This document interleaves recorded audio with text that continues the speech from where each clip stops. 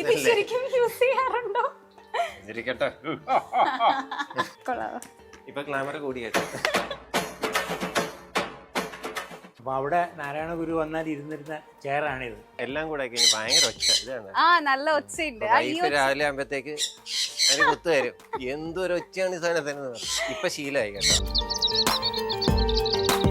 ഈശ്വരാ, ഇത് കട്ട് ചെയ്യണേ. എനിക്ക് ആരോഗ്യം ഇല്ലാത്തോണ്ടൊന്നല്ല. വിളിച്ചു പറയണ്ട, ഇത് കുട്ടികൾക്ക് വേണ്ടിട്ട്. കുട്ടികൾക്കും എനിക്കും എല്ലാം എല്ലാ സാധനത്തിലും എന്തെങ്കിലും ഞാനൊരു ഇച്ചിരി. ഇവിടെ ഒരു ചെറിയൊരു പടി ഉണ്ട്.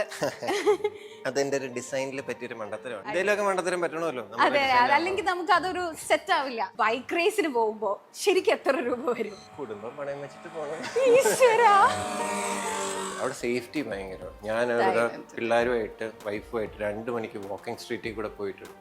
ഒരൊറ്റ മനുഷ്യൻ മോശമായിട്ട് പറയത്തില്ല, ഒന്നുമില്ല, ഒരു നോട്ടവും ഇല്ല. പിള്ളേരും ഇഷ്ടംപോലെ ട്രാവൽ ചെയ്തിട്ടുണ്ട്. അവരിപ്പം 26 കൺട്രീസ് ആയി തോന്നുന്നു പിള്ളേര്. എല്ലാം ഇവിടെ ടൈമർ വെച്ചിട്ട് നമ്മൾ സെറ്റ് എല്ലാം ടൈമറാ, എന്നെ ഉൾപ്പെടെ. വീട് മൊത്തം എത്ര സ്ക്വയർ ഫീറ്റ് ഉണ്ടാവും? 10,000 തൊട്ട് താഴത്തായിരിക്കും മൊത്തം സ്ക്വയർ ഫീറ്റ് ഉള്ളത്. എപ്പോഴും ആള് വന്നും പോയി നിൽക്കുന്നതുകൊണ്ട് മസിലും കടിച്ചിങ്ങനെ നിൽക്കണ്ടല്ലോ. ഇതിൽ മസാല പിടിച്ചിട്ടില്ലല്ലോ. ഞാൻ മസിൽ പിടിച്ചിട്ട് തന്നെയാണ് നടക്കണത്.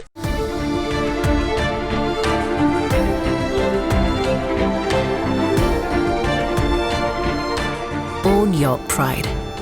Pride Diamond Collections by Joya Lucas, world's favorite jeweler. ആയുർവേദ മർമ്മ ചികിത്സയുടെ അവസാന വാക്ക്. ഓർത്തോ ന്യൂറോ രോഗചികിത്സയിൽ വർഷങ്ങളുടെ പാരമ്പര്യം. Edamanassery spine hospital private limited, Coimbatore. ഇതാണ് നമ്മുടെ ജിം ഏരിയ. ഇത് ജിമ്മിന്റെ കട്ട് ഡൗൺ വേർഷൻ ആണ്. എന്താന്ന് വെച്ച് കഴിഞ്ഞാൽ ജിമ്മില് മിക്ക എക്യുപ്മെന്റ്സും ഇപ്പൊ മാറ്റി അപ്പുറത്തെ മുറിയിലോട്ട് കയറ്റിക്കൊണ്ടിരിക്കുകയാണ്.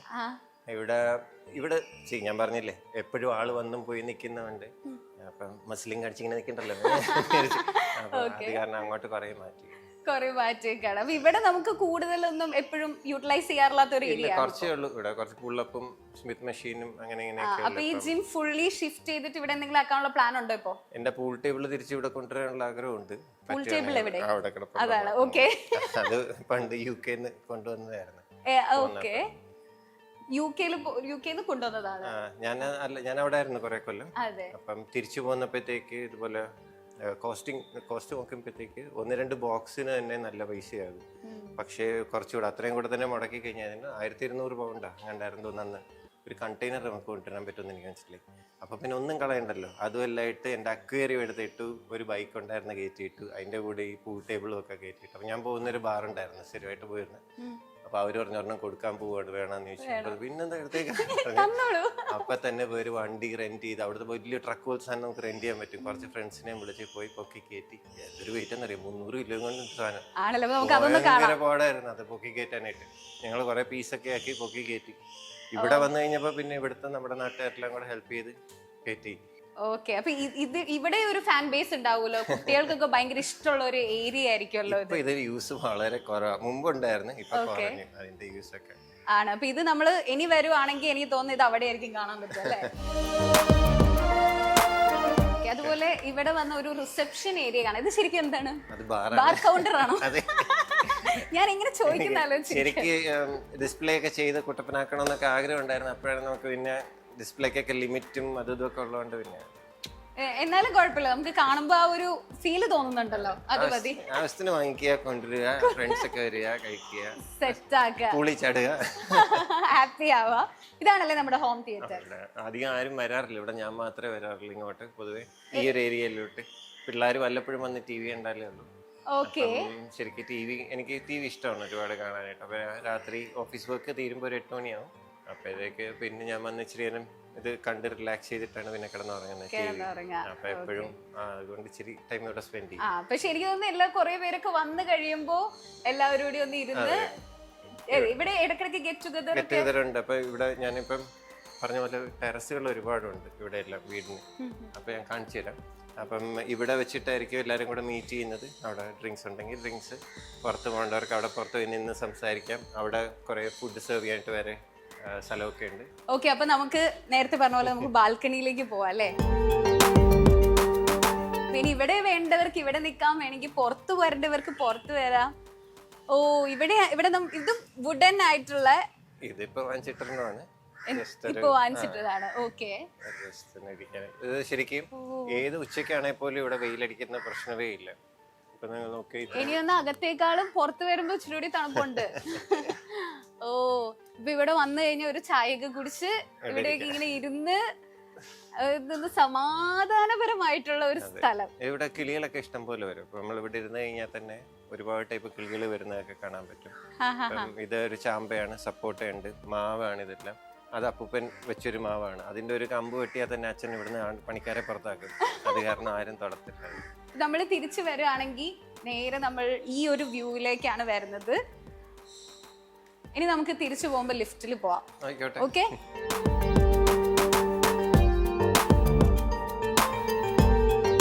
ഇവിടെയും അതുപോലെ ഒരു ബാൽക്കണി ഏരിയ ഉണ്ട് നമുക്ക്. പക്ഷെ ഇവിടെ ഒരു ഓപ്പൺ ഏരിയ അല്ലേ? ഇവിടെ ഫുഡ് സെർവ് ചെയ്യുന്നതാണ് സാധാരണ പരിപാടി. ഓക്കെ. എന്തെങ്കിലും പ്രോഗ്രാം നടക്കുമ്പോ ഫുഡ് സെർവ് ചെയ്യാനല്ലേ? ഓക്കെ.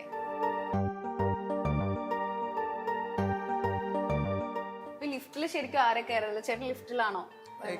സാധനം വല്ലതും കൊണ്ടുവരാനായിട്ടാണ് മെയിനായിട്ട്.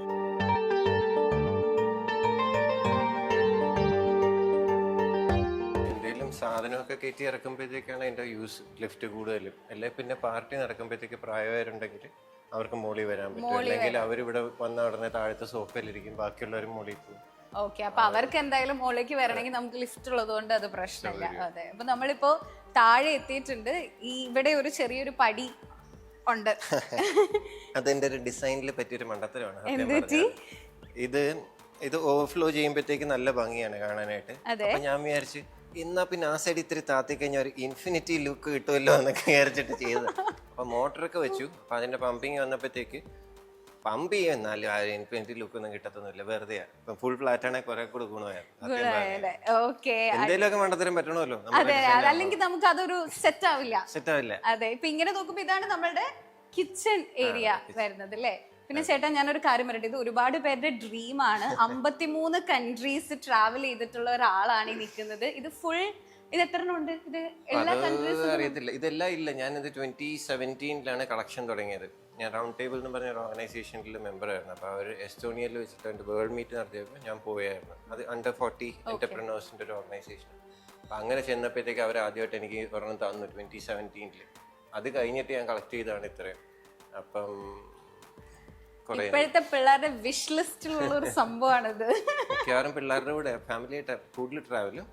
പിന്നെ ഇപ്പൊ റൗണ്ട് ടേബിളിൽ പോകുമ്പോൾ മാത്രം ആരും വരത്തില്ല. ഞാൻ അവരുടെ കൂടെ നടക്കുന്നെന്നും പറഞ്ഞിട്ട്. പിന്നെ അല്ലെങ്കിൽ ഇപ്പൊ പിള്ളേരും ഇഷ്ടംപോലെ ട്രാവൽ ചെയ്തിട്ടുണ്ട്. അവരിപ്പം 26 കൺട്രീസ് ആയി തോന്നുന്നു പിള്ളേര്.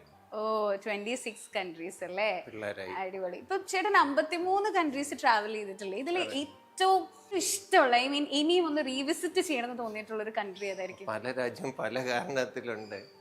ശരിക്ക് ഇഷ്ടംപോലെ ഉണ്ട്. അങ്ങനെ ഓരോ ടൈപ്പാണ് ശരിക്കും പറഞ്ഞു കഴിഞ്ഞാൽ. പക്ഷെ ഞാൻ ഞങ്ങളിപ്പം ക്ലബിൽ നിന്നൊക്കെ പോവുകയാണെങ്കിലും ഫാമിലി ആയിട്ട് പോവുകയാണെങ്കിലും എല്ലാവർക്കും കൂടെ പറ്റുന്ന ഒരെണ്ണമുണ്ടെങ്കിൽ ഞാൻ പറയുന്നത് തായ്ലൻഡ് ഭയങ്കര ബ്യൂട്ടിഫുൾ കൺട്രി. ഞാൻ അവിടെ ഡൈവിങ്ങിന് ചെയ്തത്. ഞാൻ ഫാമിലി ആയിട്ട് ഒരുപാട് നാൾ സ്പെൻഡ് ചെയ്തിട്ടുണ്ട് അവിടെ.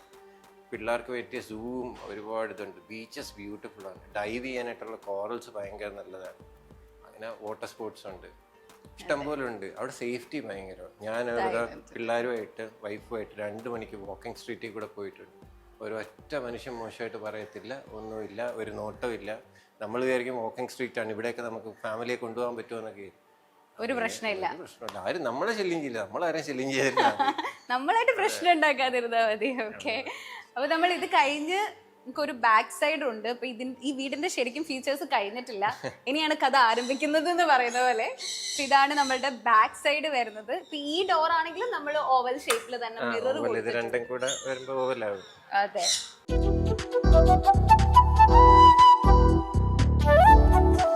ഇത് ഏത് ടൈപ്പ് ബേർഡാ ചേട്ടാ? അത് സൺകൊന്നൂർ എന്ന് പറയും, യെല്ലോ കളറിലുള്ളത്. ഇത് അതുങ്ങളുടെ കുഞ്ഞുങ്ങളാണ് ഇവിടെ ഇരിക്കുന്നത്. കുഞ്ഞുങ്ങൾ ആദ്യം വരുമ്പോൾ കുറെ കൂടെ ഗ്രീനിഷ് കളറിലായിരിക്കുന്നത്. ഇപ്പൊ അവരൊരു ഓൾമോസ്റ്റ് 1 ഇയർ ആയതുകൊണ്ടാണ് യെല്ലോ ഷെയ്ഡിലോട്ട് മാറിയത്. ഇത് രണ്ടും ലോറിക്കീറ്റ് എന്ന് പറഞ്ഞിട്ടുള്ള വെറൈറ്റിയാണ്. രണ്ടും 2 ടൈപ്പാണ്. ബട്ട് സ്റ്റിൽ ഒരു നല്ല ഇന്തോനേഷ്യ ആ ഭാഗത്തൊക്കെ ഉള്ളതാണ് കൂടുതലും അതുങ്ങൾ. ആണ് നല്ല സ്പേഷ്യസ് ആണ് ഇതിന്റെ അകത്ത്. ഇവർക്ക് ഭയങ്കരമായിട്ട് എന്താ പറയാ, എല്ലാവർക്കും കൂടിയാണെങ്കിലും വലിയ സ്പേഷ്യസ് ആയിട്ടുള്ള ഒരു ഏരിയ ആണ് സെറ്റ് ആക്കിയിരിക്കുന്നത്. ഇത് എത്ര നാളായി ഇത് ചെയ്തിട്ട്? ഇത് ഇപ്പം 2 years ആയിട്ടുണ്ട്. ഇത് മൊത്തത്തിൽ ഒന്ന് സെറ്റപ്പ് ചെയ്യാൻ വേണ്ടിയിട്ട് നമുക്ക് എത്ര കോസ്റ്റ് ആയിട്ടുണ്ടാവും എല്ലാം കൂട്ടിയിട്ട് ഒരു അപ്രോക്സിമേറ്റ്?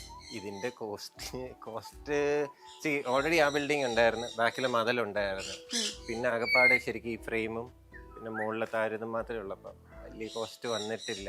ഈ പക്ഷികൾക്ക് നമ്മൾ പക്ഷികൾ ഇത് എത്ര പേരുണ്ട്? ഇത് 4 ഉള്ളു വാങ്ങിച്ചത്, ബാക്കി കുഞ്ഞുങ്ങൾ ഇവിടെ ഉണ്ടായതാണ്. ഇതിനൊക്കെ ഏതാണ്ട് ഒരു 40,000 ഒരു പെയറിന് 45 ആണെന്ന് തോന്നുന്നു ഇതിന്റെ ഒരു പെയറിന്. മറ്റേത് ഏതാണ്ട് 12,000 13,000 ഒക്കെ ആയിരുന്നു അന്നെന്ന് തോന്നുന്നു. ഇപ്പം അതിനേക്കാൾ കുറവാന്ന് തോന്നുന്നു. ഇഷ്ടംപോലെ അവൈലബിൾ ആയതുകൊണ്ട് വില കുറഞ്ഞിട്ടുണ്ട്. നമുക്കപ്പോ ഇനി ഈ ഒരു പോർഷനിലേക്ക് പോവാം. ഇവിടെ നമ്മൾ കുറെ ചെടികളൊക്കെ വെച്ചിട്ടുണ്ട്. ഇത് ഔട്ട് ഹൗസ് ആണോ? അതെ, അതൊരു ഇത് സ്റ്റോറേജും വാഷ് ഏരിയ അങ്ങനെ എല്ലാം കൂടെ വെച്ചിട്ടുള്ള ഒരു സ്ഥലമാണ്.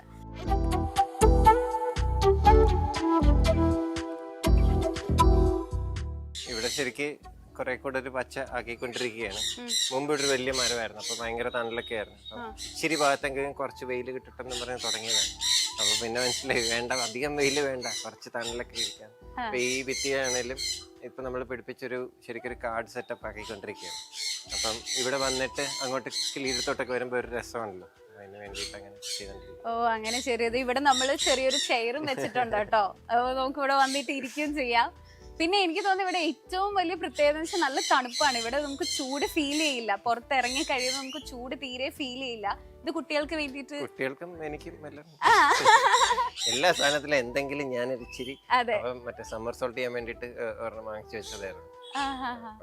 ഓക്കെ. ചേട്ടന് ശരിക്കും ഏറ്റവും ഈ വീട്ടിൽ നിൽക്കുമ്പോ ഏറ്റവും വലിയ ഹോബി എന്താ? എന്താ ഏറ്റവും കൂടുതൽ ചെയ്യാ ഇവിടെ വീട്ടിൽ നിൽക്കുമ്പോൾ? ചുമ്മാ ഇരിക്കുകയാണെന്ന് തോന്നുന്നു. അല്ല, എനിക്ക് ഇത് ജീവികളൊക്കെ ഇഷ്ടമാണ്. പിന്നെ ഞാൻ പറഞ്ഞല്ല, ഇതുപോലെ ചെറിയ ചെറിയ ആക്ടിവിറ്റി ഉണ്ട്. അപ്പൊ ഞാൻ എപ്പോഴും ഇപ്പം പോണ്ടിലാണെങ്കിലും ഇറങ്ങും. ഇപ്പം പട്ടികളിലാണെങ്കിലും മെയിൻ്റനൻസിലും ഞാൻ തന്നെയാണ്, സാധനങ്ങൾ മാറ്റുക അങ്ങനെ ഇങ്ങനെ. പിന്നെ ഇതൊക്കെ ഇടയ്ക്ക് ചാടും, ബൈക്ക് ഓടിക്കും, അങ്ങനെ. അതുകൊണ്ടാണ് ഈ വണ്ണം വെക്കാത്തതെന്ന് തോന്നുന്നു. കുറച്ചൊക്കെ എക്സസൈസ് ചെയ്യും. നമുക്ക് ഇവിടെ ഒരു സ്റ്റെയർ കേസ് ഉണ്ടല്ലേ? അതെ, ഇവിടെ എന്റെ അത് കാണിക്കാൻ പറഞ്ഞു. അവിടെ ആയിരുന്നു എന്റെ ഓഫീസ് റൂമും ബാക്കി ജിമ്മിന്റെ സാധനങ്ങളും എല്ലാം അവിടെ ആയിരുന്നു. ഇപ്പൊ ഞാൻ മിക്കവാറും വർക്ക് ചെയ്യുന്ന ഇവിടുന്ന്. ഞാനിപ്പം തിരിച്ചു വന്നു കഴിഞ്ഞിട്ട് ഇവിടെ ഒരു ഓഫീസ് പോലെ സെറ്റപ്പ് ചെയ്തു, സോഫ്റ്റ്വെയറിന്റെ. ഞങ്ങളുടെ ഇവിടെ ഒരു 10-15 പേര് വരെ ആകുന്നവരെ ഇവിടെ തന്നെ ആയിരുന്നു. പിന്നെ ഇപ്പൊ എറണാകുളത്തോട്ട് മാറി. അല്ലെങ്കിൽ നമുക്ക് പ്രൈവസി ഇല്ല. ഒരു ദിവസം രാത്രിയായപ്പോ 12 മണിയായപ്പോ ഒരു കോള്, ഗോലെ എന്നെ പട്ടി പിടിച്ചു വെച്ചിരിക്കുന്നെന്ന് പറഞ്ഞു നമ്മുടെ എംപ്ലോയീസ്. എന്താന്ന് വെച്ച് കഴിഞ്ഞാൽ അവര് മോളി ഇരിപ്പുണ്ടെന്ന് ഞാൻ അറിഞ്ഞില്ല. അമേരിക്ക എല്ലാവരും വിട്ട് 8 മണിക്ക് പൊയ്ക്കോണമെന്ന് കമ്പൽസറി. നമ്മൾ മറ്റേ ഓവർ ടൈം വർക്ക് ചെയ്യിക്കത്തില്ല. 12 to 8 ആണ് നമ്മുടെ വർക്കിംഗ് ഡേ. പോകാതെ രാത്രി വരെ എന്തോ ഇരുന്നിട്ട് അവരിറങ്ങി പുറത്ത് വന്നപ്പോ മറ്റേ ഒരു ഇതുണ്ടായിരുന്നു, വലിയ പട്ടി ഉണ്ടായിരുന്നു. അവൻ പിടിച്ചു വെച്ചിരിക്കുന്നു ഇവിടെ ഇങ്ങനെ സൈഡിൽ. കടിച്ചില്ല. അപ്പം അങ്ങനെ അതോടെ പിന്നെ ഞാൻ അങ്ങോട്ട് മാറ്റി. ശരിക്കും എന്താണ് ചെയ്യുന്നത് അപ്പോ? ഞാൻ സോഫ്റ്റ്വെയർ ആർക്കിടെക്ട് ആണ്. UK ഒരു ഓയിൽ കമ്പനിക്ക് വേണ്ടി. അപ്പൊ അവിടുത്തെ റിലയൻസ് അതുപോലത്തെ കമ്പനികൾക്കൊക്കെ സപ്ലൈ ചെയ്യുന്ന ഒരു കമ്പനിയാണ്. അപ്പൊ UK ഒരു 30% ഓയിൽ സപ്ലൈ ചെയ്യുന്നത് ഈ കമ്പനിയാണ്. അപ്പൊ അവര് ടെസ്കോ, സെയിൻസ്ബറീസ്, അങ്ങനത്തെ അവിടുത്തെ വലിയ വലിയ സൂപ്പർ മാർക്കറ്റ്സ് എല്ലാം ഇവരെ കൊടുക്കുന്നത്. അതിന്റെ മെയിൻ ആർക്കിടെക്ട് ഞാനാണ്. അതിന്റെ സോഫ്റ്റ്വെയർ ചെയ്തു തുടങ്ങിയത് അപ്പോഴാണ്. അവർ കൊച്ചു കമ്പനിയായിരുന്നു. പെട്ടെന്ന് വലുതായപ്പോഴത്തേക്ക് ഞാൻ പിന്നെ അതിന്റെ IT ഡിവിഷൻ ഹാൻഡിൽ ചെയ്യുന്നത്. ഓ അങ്ങനെയാണ്. ഇതിപ്പോ ഇവിടെ നോക്കി ഇവിടെ നമ്മള് കുറച്ച് കിളികൾ, ഇത് സെയിം, ഇത് അതിന്റെ കുഞ്ഞുങ്ങളാണ് കൂടുതലും. അപ്പൊ അത് കൊടുക്കാനായിട്ട് എല്ലാം കൂടെ ഭയങ്കര ഒച്ച. ഇതാണ് നല്ല ഒച്ചയുണ്ട്. രാവിലെ ആകുമ്പോഴത്തേക്ക് അതിന് കുത്തു തരും. എന്തൊരു ഒച്ചയാണ് ഈ സാധനത്തിന്. ഇപ്പൊ ശീലമായി കേട്ടോ. ആദ്യം ഉള്ളായിരുന്നു. ആദ്യം കൊണ്ടിട്ടപ്പോഴത്തേക്ക് ആദ്യത്തെ 2 ദിവസം ഉറങ്ങാൻ പാടായിരുന്നു. പിന്നെ ആയപ്പോ നമുക്കത് സെറ്റായി. ഓക്കെ, ഇതാണ് നമ്മുടെ ഗാരേജ് വരുന്നത് അല്ലേ? അതെ, മറ്റേ കുറച്ച് ടൂൾസും സാധനമൊക്കെ ഉണ്ട്. ഒരു വണ്ടി ഇവിടെ ഇല്ല. എൻ്റെ ഒരു 2002 ഒരു ഡുക്കാറ്റി ഉണ്ട്, 620i. അതില്ല. അതുണ്ടായിരുന്നപ്പം അതിന്റെ മെയിൻ്റനൻസ് കംപ്ലീറ്റ് ഇവിടെ ആയിരുന്നു ചെയ്തിരുന്നത്. അന്ന് ഷോറൂമില്ല ഡുക്കാറ്റി. അപ്പം അതിന്റെ പാർട്സ് മാറലും എല്ലാം ഇവിടെ വെച്ചായിരുന്നു. ഇപ്പൊ പതുക്കെ ഊരി വെക്കും, പതുക്കെ പതുക്കെ പറ്റുമ്പോ മാറും, അങ്ങനെയൊക്കെ ചെയ്യും. ഇതിപ്പോ ലേറ്റസ്റ്റ് വാങ്ങിച്ച ബൈക്കാണ്. ഇത് ശരിക്ക് പിള്ളേർക്ക് ഒന്ന് ഓടിക്കാൻ തുടങ്ങാൻ വേണ്ടി വാങ്ങിച്ചാൽ. അവരിപ്പം 18 years ആകാത്തതുകൊണ്ട് റോഡിൽ പറ്റില്ല. സ്കൂളിൽ കുറെ സ്ഥലമുണ്ടല്ലോ, അവിടെ ഓടിക്കാൻ വേണ്ടി കൊണ്ടുപോയത്. ഇതാണ് അടുത്ത് മരണക്കണ്ടർ ഓടിച്ച ബൈക്ക്, ഇതും കൊണ്ടുപോയിട്ട് കഴിഞ്ഞ ദിവസം. അപ്പൊ അങ്ങനെ ഒരു ഓപ്പർച്യൂണിറ്റി കിട്ടിയപ്പോൾ ഞാൻ ഡുക്കാട്ടി കയറ്റാന്നും പറഞ്ഞാണ് ഇരുന്നത്. പക്ഷെ എന്നപ്പോഴത്തേക്ക് മനസ്സിലായി എൻ്റെ ആംഗിളൊക്കെ ഇങ്ങനെ നിൽക്കുന്നത്. അപ്പം ഇത് കയറി കഴിഞ്ഞ് കഴിഞ്ഞാൽ അടിയിൽ തട്ടിയിട്ട് അത് പൊട്ടിപ്പോവും ഡുക്കാട്ടിയുടെ. അപ്പൊ എങ്ങനെ നോക്കിയിട്ട് ക്ലിയറൻസ് കിട്ടുന്നില്ല. ഇത് ഓടിച്ചു, നല്ല രസമായിരുന്നു ഓടിക്കാനായിട്ട്. തലയിറങ്ങുന്നില്ല, ഇങ്ങനെ രണ്ടെണ്ണം അടിച്ച് കഴിയുമ്പോൾ ഓടിക്കുമ്പോഴുള്ള അവസ്ഥ നമുക്ക് ഊഹിക്കാമല്ലോ. ഇവിടെ നിന്ന് നല്ല സൗണ്ട് ഒക്കെ കേൾക്കുന്നുണ്ട്. ഇതെന്താണ് മെക്കാനിസം? ഇത് മറ്റേ അകത്ത് കണ്ട ഒരു മറൈൻ അക്വേറിയം ഇല്ല, അതിന്റെ ഫിൽട്രേഷൻ ആണ്. അപ്പം അവിടെ ഇത് എനിക്ക് UK വെച്ചൊരു ടാങ്ക് ഉണ്ടായിരുന്നു, മറൈൻ അക്വേറിയം. അതിന്റെ ഫിൽട്രേഷനും അതിന്റെ എക്യുപ്മെന്റ്സും എല്ലാം സ്വന്തമായിട്ട് ബിൽഡ് ചെയ്താണ്. എന്താണെന്ന് വെച്ചാൽ ഭയങ്കര എക്സ്പെൻസീവ് ആയിരുന്നു. അപ്പൊ അതിന്റെ ഒരു വലിയ മോഡൽ ഉണ്ടാക്കിയത് ഇവിടെ വന്നപ്പോൾ, വീട് ചെയ്തപ്പോഴത്തേക്ക്. അപ്പൊ ഇതൊക്കെ നമ്മൾ തന്നെ പ്ലംബ് ചെയ്തതാണ് ഒരാളുടെ ഹെൽപ്പോടെ. എന്നിട്ട് ഇവിടെ ഒരു സ്കിമ്മർ ഉണ്ട്. സ്കിമ്മർ മാത്രമേ ഉള്ളൂ അഡീഷണൽ സാധനം. അത് തിര പോലെ ഇങ്ങനെ വർക്ക് ചെയ്യുന്ന സാധനമാണ്. കടലിൽ ഇങ്ങനെ തിര അടിച്ചിട്ട് പതവന്ന് കിടക്കത്തില്ലേ, അതുപോലെ ഇതിൻ്റെ അകത്ത് അഴുക്കെല്ലാം കൂടെ അടിച്ചിട്ട് പതഞ്ഞ് പുറത്ത് വരുന്ന ഒരു സാധനമാണ് പ്രോട്ടീൻ സ്കിമ്മർ എന്ന് പറയും. അത് മാത്രമുണ്ട്. ബാക്കി അങ്ങേറ്റം സാധാരണ ഫിൽട്രേഷൻ, നടുക്ക് കുറച്ച് ചെടി, അതിൻ്റെ അകത്തും ചെടിയുണ്ട്. അല്ലാതെ അത് കിളിക്കത്തില്ല, അല്ലാതെ മെയിൻ്റനൻസ് ഒരുപാട് കൂടുതൽ വരും. പിന്നെ ഇവിടെ വന്നിട്ട് തിരിച്ച് പമ്പ് ചെയ്ത് പോവുകയാണ്. അപ്പം ചെടിയുടെ ഇടയ്ക്ക് കുറേ ജീവികളുണ്ടാകും. ആ ജീവികൾ തിരിച്ച് ഇവിടെ വന്നിട്ട് ചെല്ലുമ്പോൾ മീന് ഫീഡാകും. അപ്പം ഒരു നാച്ചുറൽ സാധനം അതിൻ്റെ അകത്തുണ്ട്. ഇതൊക്കെ ടൈമറില്ല. ഇതിന്റെ ലൈറ്റ് രാത്രി കത്തും, അകത്തെ ലൈറ്റ് രാവിലെ കത്തും. അപ്പൊ pH ബാലൻസ് ചെയ്യാനായിട്ട് അത് ഭയങ്കരമായിട്ട് ഹെൽപ്പ് ചെയ്യും. ഓക്കെ, അപ്പൊ എല്ലാം ഇവിടെ ടൈമർ വെച്ചിട്ട് നമ്മൾ സെറ്റ് ചെയ്യും. എല്ലാം ടൈമറാ, എന്നെ ഉൾപ്പെടെ. ഞാനും ടൈമർ വെച്ചിട്ടാണ് പോകുന്നത്. ഇവിടെ ഗ്ലാസ് വെച്ചിട്ടുണ്ട്. അവിടെ ഗ്ലാസ് ഇത് എന്താണ് നമുക്കൊരു ഇതാ ഈ ടാങ്ക് മറ്റേ എൻ്റെ ഒരു ഞാൻ പറയാം 2002 ഡുക്കാറ്റി ഉണ്ടായിരുന്നു. അതിന് മെയിൻ പ്രോബ്ലം എന്ന് പറഞ്ഞാൽ ടാങ്ക് ഏതിന് നേരം ലീക്ക് ചെയ്യും. അന്നത്തെ മോഡലിന്റെ ഒരു പ്രോബ്ലമാണ്. അപ്പൊ ഞാൻ ഇതുപോലെ ഒരു ടാങ്ക് വരുത്തി. ഇത് ചൈനയിൽ നിന്ന് വരുത്തിയ ടാങ്കാണ്. സെയിം മോഡൽ സെയിം ഇയർ സാധനത്തിന് ഫിറ്റ് ചെയ്യുന്ന. പക്ഷെ അന്നാ മനസ്സിലായത് സെയിം മോഡൽ തന്നെ 2 ടൈപ്പ് ഉണ്ട്. ഒന്ന് US, ഒന്ന് യൂറോപ്യൻ മോഡലും ഉണ്ടായിരുന്നു. അപ്പൊ ഇതിന്റെ അടിയിലത്തെ ഈ ഹോള് ഭയങ്കര വലുതാ. അത് കാരണം ഇത് കണ്ട, ഇത് ഭയങ്കര വലുതാ. അപ്പൊ അതുകൊണ്ട് സൂട്ട് ആകത്തില്ല. പിന്നെ ഞാൻ വിചാരിച്ചെന്നാ പിന്നെ ചുമ്മാ കളയണ്ട, ഇവിടെ തൂക്കിയേക്കാം. ഇനി ബാക്കി കുറെ സാധനം വരുന്നുണ്ട്. ഇതിന്റെയൊക്കെ ഡിസ്കും അതും ഇതൊക്കെ ഉണ്ട്, എല്ലാം റെഡി ആക്കിയിട്ടില്ല. ഇവിടെ നിന്ന് ഡിസ്പ്ലേ ചെയ്ത് വെക്കണം. അതൊക്കെ പെയിന്റ് ഒക്കെ അടിച്ച് റെഡിയാക്കി. ഒന്നും കളയണ്ടായിരുന്നില്ല. ഓർമ്മയ്ക്ക് ഓരോരോ ഓർമ്മയ്ക്ക്. അപ്പൊ ഇങ്ങനെ എന്നെ പോലെ ഇങ്ങനെ വരുമ്പോ ആൾക്കാർ ചോദിക്കും ചെയ്ത് എന്താ ചേട്ടാന്ന്. പഴയൊരു മുകളിലൊരു ഇത് കിടപ്പുണ്ട്, സൂട്ട് കിടപ്പുണ്ട്. അത് ട്രാക്കിൽ പോയി നല്ല ഉഗ്ര സ്പീഡിൽ വീണൊരു സൂട്ടാ. 180 അപ്രോച്ച് ആയിരുന്നു എന്നിട്ട് റോഡിൽ. എന്നിട്ട് കേവ് എടുക്കാൻ വന്നപ്പോ അപ്പൊ കുറഞ്ഞാണ് സ്പീഡ്. ബട്ട് സ്റ്റിൽ അവിടെ നിന്ന് വേണ്ടിട്ട് ഒരുപാട് ദൂരം പോയിട്ടൊക്കെയാണ് അത് പോകുന്നത്. അതും ഇതുപോലെ ഫ്രെയിം ചെയ്ത് വെക്കണം.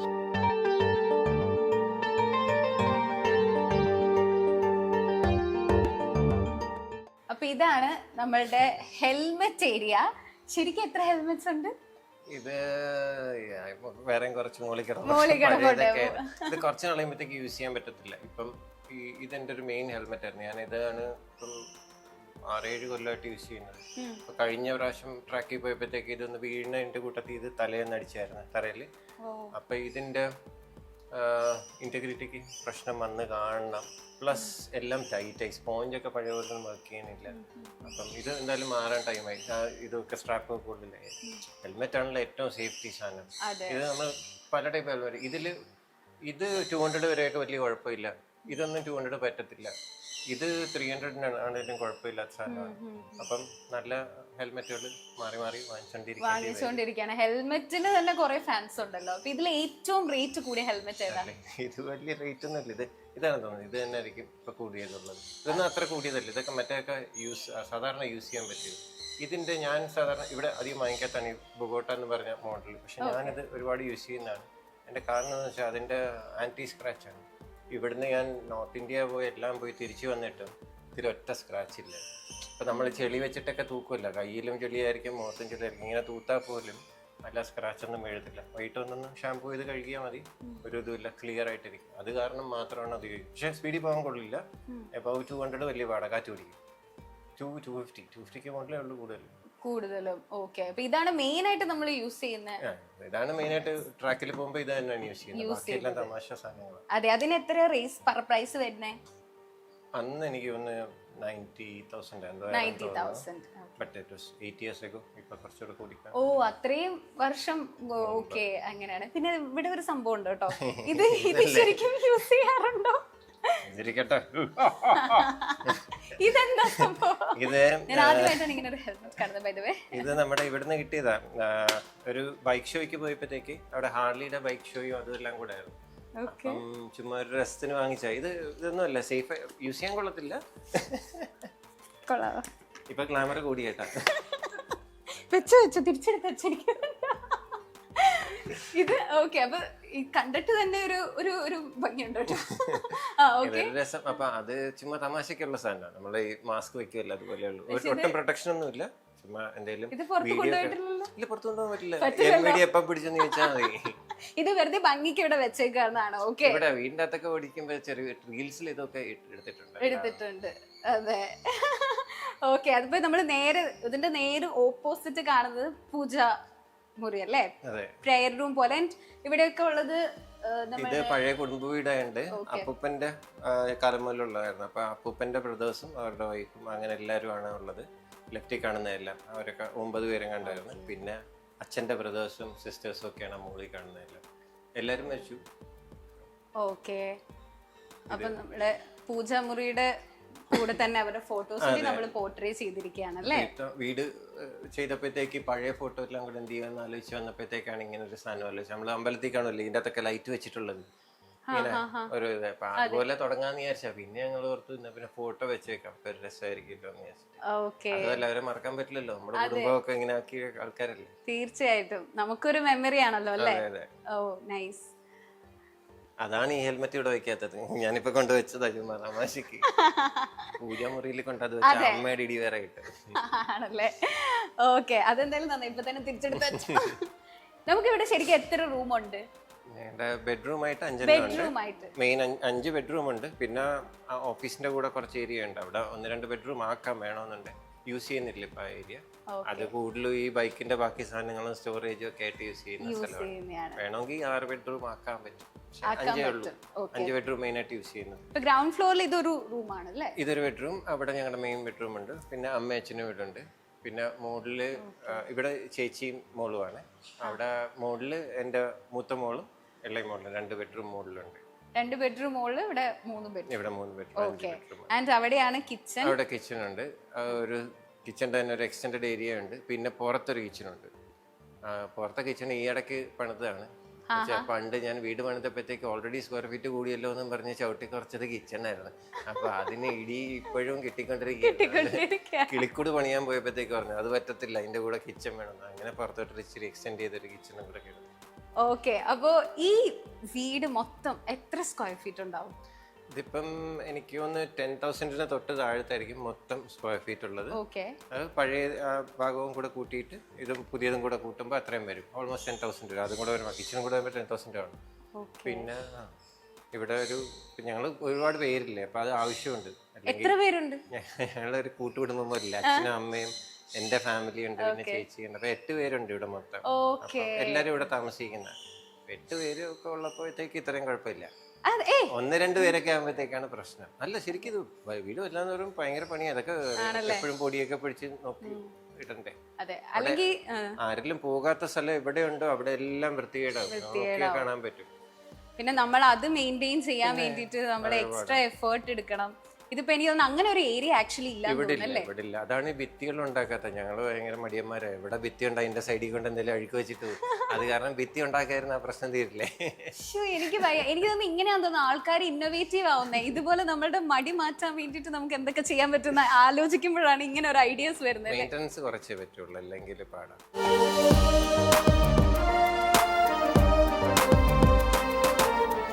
ഇത് ട്രാക്കിൽ പോകുന്ന സാധനം അന്ന് ഞാൻ പറഞ്ഞില്ലേ, വീണെന്ന് പറഞ്ഞത്. ഇതിനെ പറ്റി വല്ല ധാരണയുണ്ടോ ഈ ജാക്കറ്റുകളെ പറ്റി? ഇല്ല. ഒന്ന് എടുത്തു നോക്കി. എടുത്തോ. ഓക്കെ ഈശ്വര, ഇത് കട്ട് ചെയ്യണേ. എനിക്ക് ആരോഗ്യം ഇല്ലാത്തോണ്ടൊന്നല്ല, ഇതിന് നല്ല വെയിറ്റ് ഉണ്ട് കേട്ടോ. നമ്മള് സാധാരണ ഈ ഡ്രസ്സൊക്കെയാണ് ഇങ്ങനെ ഇട്ടിട്ട് നോക്കാറുള്ളത്. ഓക്കെ, ഇത് എന്താണ് ശരിക്കും സംഭവം? ഇതിന്റെ ഫീച്ചേഴ്സ്? ഇത് ശരിക്കും ഇവിടെയൊക്കെ പ്രൊട്ടക്ഷൻ ആണുള്ളത്. എല്ലാ ജോയിന്റിലും നല്ല പ്രൊട്ടക്ഷൻസ് കാണും ഇതിന്. പിന്നെ ഈ മെറ്റീരിയൽ ഭയങ്കര കട്ടിയും ഉള്ളൊരു ടൈപ്പ് സാധനം. അകത്ത് എന്തോ ഇരുമ്പ് പോലെ എന്തൊക്കെ ഉണ്ടെന്നോ എന്തോ പ്രൊട്ടക്ഷനൊക്കെ ഉണ്ട്. അപ്പം ഈ ഒരു കാണുന്ന വീഴ്ച ഓൾമോസ്റ്റ് 180 അപ്രോച്ച് ചെയ്യുന്ന ഞാൻ പറഞ്ഞില്ലേ, വീണതാണ്.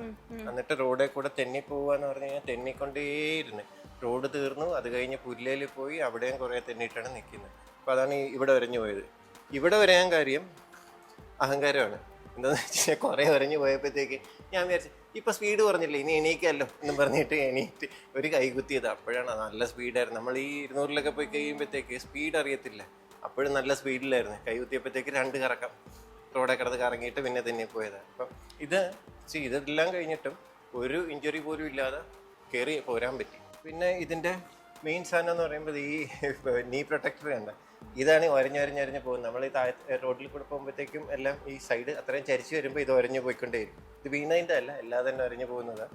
ഇത് റീപ്ലേസ് ചെയ്യാൻ പറ്റും, ജസ്റ്റ് പറിച്ചെടുത്തിട്ട് വേറെ പുതിയ വെച്ചാൽ മതി. ഓക്കെ, ഇത് ആക്ച്വലി കാണുന്ന പോലെ അല്ല കേട്ടോ, ഇതിന് നല്ല വെയിറ്റ് ഉണ്ട്. എനിക്ക് തോന്നുന്നു ഒരു 12 കിലോ 10 കിലോ എങ്കിലും ഉണ്ട്. ഓ, അത്ര ഉണ്ട്. പക്ഷെ അതുകൊണ്ട് തന്നെയാണ് നമുക്ക് അന്നൊന്നും പറ്റാതിരുന്നത്, ഈ ഒരൊറ്റ സംഭവം ഉള്ളതുകൊണ്ട്. കഴിയുമ്പോഴത്തേക്ക് നമ്മൾ ഏതാണ്ട് ഇങ്ങനെയാണ് നിൽക്കുന്നത്. നേരെ നിൽക്കാൻ ഉദ്ദേശിച്ചിട്ടുള്ളതല്ലേ, ഈ ഒരു പോസാണ് ശരിക്കും എന്റെ ഉദ്ദേശിച്ചിട്ടുള്ളത്. അപ്പൊ ഇത് നേരെ നിൽക്കാൻ വലിയ പാടാണ്. ആക്ച്വലി നമുക്ക് കാണുമ്പോൾ അങ്ങനെ ഫീൽ ചെയ്യില്ലല്ലോ, കാണുമ്പോൾ ഇത് സിമ്പിൾ ആയിട്ടാ തോന്നുള്ളത്. ഞാൻ ആദ്യമായിട്ടാണ് നിങ്ങളെ കാണിക്കാനായിട്ട് നമ്മൾ ബലം പിടിച്ചിങ്ങനെ നേരെ നിൽക്കുന്നില്ല. അങ്ങനെയാണ്. പക്ഷെ ഇത്രയും പ്രൊട്ടക്ഷൻ ഉള്ളത് കൊണ്ടാണല്ലോ, ഇത്രയും ഫീച്ചേഴ്സ് ഉള്ളത് കൊണ്ടാണല്ലോ അന്നൊന്നും പറ്റാതിരുന്നത്. ഓക്കെ, അപ്പൊ ഇതുകൊണ്ടൊക്കെയാണ് ബൈക്ക് റേസേഴ്സ് ഇത് യൂസ് ചെയ്യുന്നത്. അപ്പൊ ഇതിന് എത്രയായിരിക്കും ഒരു കോസ്റ്റ് വരാ? അതാണ് എന്റെ ഏറ്റവും വലിയ പ്രശ്നം. ട്രാക്കിൽ പോകുമ്പോൾ പറയുമ്പോഴത്തേക്ക് വീട്ടുകാർ വേണ്ട വേണ്ട എന്ന് പറയുന്നത്. ഓരോ പ്രാവശ്യം വീണിട്ട് വരുമ്പോഴത്തേക്ക് പറയും ഒരെണ്ണം വാങ്ങിക്കണമല്ലോ, പുതിയ 2-3 ഇരിപ്പുണ്ട് ഇതുപോലത്തെ. അപ്പോഴത്തേക്ക് പ്രശ്നം എന്ന് വെച്ചാൽ ഇത് ഓൾമോസ്റ്റ് ഒരു 1 ലാഖിനടുത്ത് വരും. ഒരു അത്യാവശ്യം കുഴപ്പമില്ലാത്തത് ഇതിനൊക്കെ ഏതാണ്ട് 1 ലാഖ് റേഞ്ചിലൊക്കെയാണ്. നമുക്കിത് ഇന്ത്യയിൽ കിട്ടാത്തതുകൊണ്ട് നമ്മളിപ്പം ഓൺലൈൻ ഓർഡർ ചെയ്യണമെങ്കിൽ ഇവിടെ വന്നു കഴിയുമ്പോൾ ഡ്യൂട്ടി അതിൻ്റെ 50% അടയ്ക്കേണ്ടിയും വരും. ഇപ്പോൾ ഒരു 1 ലക്ഷത്തിന് വാങ്ങിച്ചു കഴിഞ്ഞാൽ ഇവിടെ എത്തിക്കഴിയുമ്പോൾ അതിന് പിന്നെ ഒരു 50,000 അടയ്ക്കേണ്ടി വരും. ഇതിപ്പം മറ്റേ എയർ ബാഗ് ഒക്കെ ഉള്ള മോഡലൊക്കെ വരുന്നുണ്ട്. ഇതിൻ്റെ അകത്ത് തന്നെ എയർ ബാഗോ സാധനമൊക്കെ അതിന് ഏതാണ്ട് 3.5 ലക്ഷം രൂപ 4 ലക്ഷം രൂപ വരെയൊക്കെ വരും. ഹെൽമെറ്റിന് അത് വരും, ബൂട്ടിന് ഏതാണ്ട് 50,000 രൂപ വരും, ഗ്ലൗ എല്ലാം കൂടെ. മൊത്തത്തിൽ അപ്പൊ ഒരു ബൈക്ക് റേസിന് പോകുമ്പോ ശരിക്കും എത്ര രൂപ വരും? കുടുംബം പണയം വെച്ചിട്ട് പോകണം.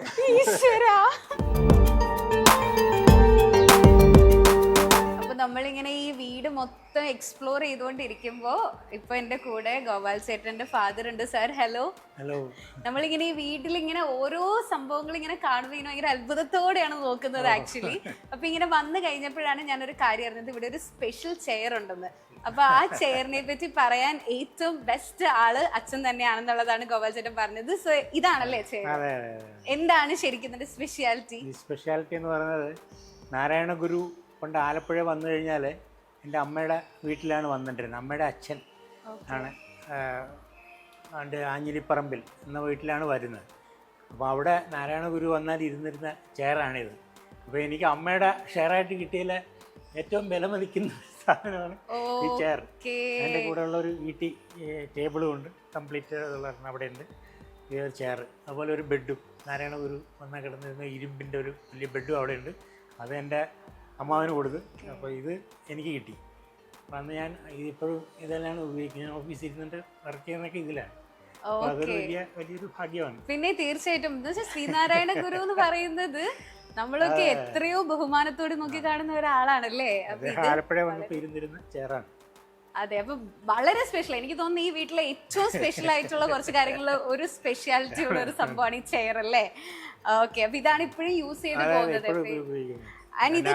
ചൂരിൽ മാത്രം മാറി. ശരിക്കും എത്ര വർഷം പഴക്കമുണ്ട് ഇപ്പൊ ഇത്? ഇത് മോർ ദാൻ 100 years. അപ്പൊ ഇതാണ് ഗോപാൽ ചേട്ടന്റെ AKA ആലപ്പുഴ റോസി ചേട്ടന്റെ വീട് അല്ലേ. ഇത് വീടെന്നല്ല പറയാ, ഇതിപ്പോ എന്താ പറയാ, എനിക്കൊരു ഹെവൻ ഫീൽ ആണ് ഇവിടെ വന്നിട്ട് ആക്ച്വലി ഫീൽ ചെയ്തത്. Very beautiful. ആൻഡ് എനിക്ക് ഏറ്റവും ഇഷ്ടപ്പെട്ടത് the way of thinking. Like നമ്മൾ ഈ മെയിൻ്റനൻസ് കുറയ്ക്കാൻ വേണ്ടി ഐഡിയാസ് ഉണ്ടാക്കുന്നു, അതിൽ നമുക്ക് എങ്ങനെയൊക്കെ സ്പ്ലിറ്റ് ചെയ്യാൻ പറ്റുന്നു, അതൊക്കെയാണ് എനിക്ക് ഏറ്റവും കൂടുതൽ ഇഷ്ടപ്പെട്ടത്. സോ ഗുഡ്, ഒരുപാട് സന്തോഷം. Thank you so much. ഇത് ആൻഡ് ഇത്രയും ഡീറ്റെയിൽ ആയിട്ട് പറഞ്ഞു തന്നെ. ഇനി ബൈക്ക് റേസിംഗ് അല്ലെങ്കിൽ അതിന്റെ ബാക്കിലുള്ള കാര്യങ്ങൾ, ഇതിന്റെ ഡ്രസ്സിംഗ് സ്റ്റൈൽ, ഇതൊന്നും നമുക്കറിയില്ലായിരുന്നു, എനിക്കറിയില്ലായിരുന്നു പേഴ്സണലി. ഇത് എന്തായാലും ഇത്രയും ഡീറ്റെയിൽ ആയിട്ട് പറഞ്ഞു തന്നതിന് താങ്ക് യു സോ മച്ച് ചേട്ടാ.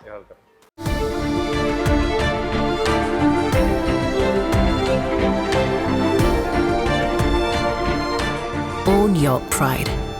Pride Diamond Collections by Joya Lucas. world's favorite jeweler. ആയുർവേദ മർമ്മ ചികിത്സയുടെ അവസാന വാക്ക്.